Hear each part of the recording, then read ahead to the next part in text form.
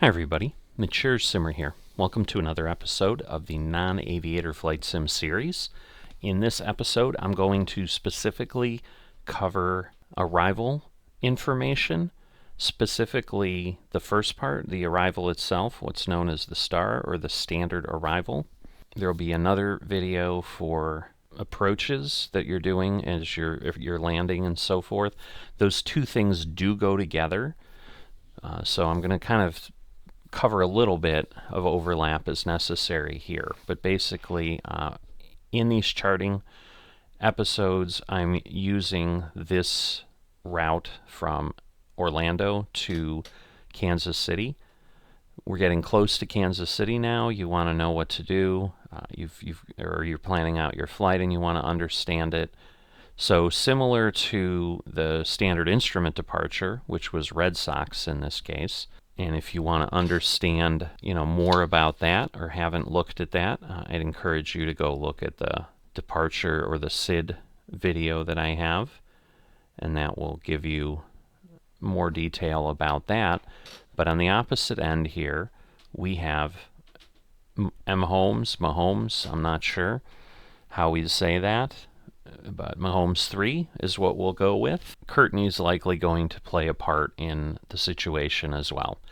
So just as anything with any of the charts, if you're using SkyVector or any other system, you're going to go ahead and you're going to try to find the charts. So for Kansas City, instrument approaches, that's not what we're talking about here.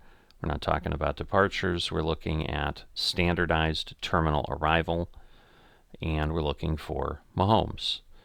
As always, I suggest open all of them. So there's 3 in this case for Mahomes, and we will then take a look at these. All right, so the first one is this page here. Actually relatively simple compared to some of the other charts that we may have looked at, and depending on what sequence you've looked at these and so forth. Courtney, which we were talking about, there it is, so it's made its appearance. Courtney is one of the transitions to get you onto the Mahomes arrival. Transitions are down here. You can see they're underlined. So you've got Courtney. You've also got Nelvie. Nelvie's up here. So in some cases, aircraft will join this arrival at Nelvie. They won't come in here. That will likely be, again, someone coming in from maybe they're heading northeast as opposed to heading northwest as we are coming from Orlando. And therefore, it makes little sense for them to loop down here and then basically somewhat double back a little bit. So they bring them in a little closer where they still have some distance to proceed, and it's just a better path for them to go down. So what you'll see here, this one's pretty straightforward. We're heading on a constant heading of 334, and 37 miles in this case, 13, 10, 27, and ultimately terminating at Tiger, where what we have here is a possible holding pattern at, it looks like 23,000 feet, telling you, it's 10 nautical miles. And so, they've got the following page for arrival routes, but it's possible there may be some holding that occurs there, is what that indication is. So all this is telling you is exactly that. You're going to be traveling through these waypoints. If you're using a computer, which you likely are if you're flying IFR and using these charts to begin with, all of that information is kind of going to be in there, and you're going to go through, Nelvie, Krazo, Flitch. All right, so now we're going to kind of introduce these quickly together.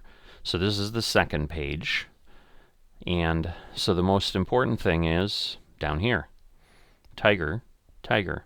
In essence, these connect together. If you've done flow charting or anything like that, think of it as something like that. That's what works for me, but I come from a technical background, so flow charts make sense. But if you don't know what a flow chart is, think of something else. But basically, this is going to attach you here. So you're coming in at 334, as you know you're coming in here. And then basically, you're now proceeding on. Now, obviously, things are getting a little bit busier here. So how do you know what to do here? So at this point, we put the first page away because we've understood what we need from that. And now we're going to have a narrative of what we need to do. And so we need to kind of find our way through this. So, you start at the top. So everyone will proceed from Tiger on track 318 to cross Mahomes at 12,000. So we're going to go 318, 6 miles, get to Mahomes, upper and lower lines, so we're constrained. We're entering at exactly or as close to as we can possibly get 12,000 as we enter into this portion of the star. Then on track 318 to cross Roland at or above 7,000. So we go 11 more miles, and we want to be at or above 11,000. Now again, there's no glide slope, there's no specific descent level. If I'm moving at 300 knots versus I'm moving at 180, my descent rate has to be different depending on that, because I'm covering more of these 11 miles if I'm going at 300 knots in a minute than I am if I'm going at 180.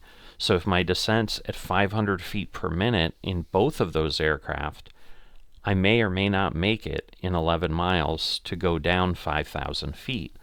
So that's, again, something, if you're manually flying, that you'll need to figure out. If you're using a autopilot, those are the calculations it's doing to try to figure out what descent rate it needs to have to achieve the points that it needs to get to. At this point, as you can see in the graphic, things get a little bit more interesting. There's deviations, and we can see specifically there's 6 different deviations depending on which runway you're coming into. So in our case, we will be landing on 19 right, so we care about this piece. So we would go from Roland on track 322 to Lee. So here we go there. And again, some of these are close together, but keep in mind air traffic is doing separation. They wouldn't put you in a situation where you have, say, someone coming in on 324 literally next to you, you know, so that you're like on the highway and you're both flying like the Blue Angels or the Thunderbirds coming into Kansas City. They're not going to be doing that. You know, they're gonna separate you guys out. But what could be happening is they could have planes lined up for arrival, and once you go here, you know, you're going here, the next plane might head that way, the plane behind that might go this way, and then they'll finally put another plane maybe on 324 or on the same approach you're going. You know, that is how they can achieve some separation, but you can kind of funnel in here and then have a lot of planes approaching in a shorter distance than, say, if every star was just direct into the runway from hundreds of miles out. Because if you think about the first part of this procedure, you know, we had like 50 miles on that first page, and we have pretty much just about that here too. You know, we've got 6, 11, 13, 11, 3. You know, we've got 40 or 50 miles here. So this entire star is about 100 miles or so. Pretty typical from what I've seen. Okay, then we're on track 324 to Junos. So we're going Lee to Junos, and you'll notice at this point there's no altitude given. So we're just floating along here at 7,000, where you can see on these others they're able to go down to 6,000 before they get to any of these points. So those are also going to be lower approaches. You know, and that obviously has to do with how they're coming up onto the runway and so forth, and where they need to be later on. Okay, then they're on track 11 to cross Kala at 7,000 and at 21,000. Not clear on what the 21,000 would be used for. But if I go here, again, landing runway 19 right, so it gives us a little bit more detail. So again, this could be for different types of aircraft. Maybe they join the pattern here, similar to people coming in at Nalvi on the other page that we talked about earlier. And then you continue on track 11, and then you expect radar vectors to final approach, which we're not going to get into that detail here. That's for another video for the approach. But basically heading off the arrival, you continue on 11, and so, you know, the only other thing you may be looking at is like, well, what is this? What does this mean? Again, let's look for some hints of what we've got here. All right, runway 19R. Was this under? Lost communications. So after Kala, here, proceed to Camdo at 6,000 and hold.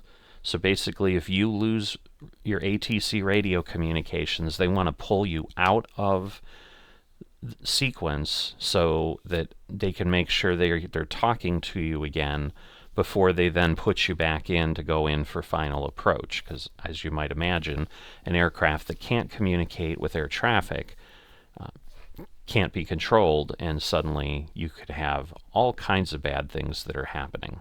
As with any charts that we've talked about, the appropriate frequencies that may be useful for you while you're in this procedure are listed here. So you can see there's Kansas City approach controls frequency. There's the ATIS frequency as you're getting near the airport and so forth, because one of the things they'll call in at some point on your approach is verify you have information, whatever is the current ATIS information. So you can go ahead, tune into that, understand what is the latest and greatest that's going on at your airport as you're heading in. That's how you would look ahead at a star and what you would be doing and kind of what it tells you.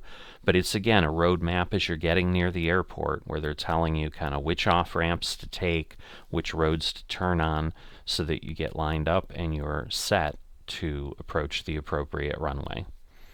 If you've got any questions, drop them in the comments. I'll do my best to answer them.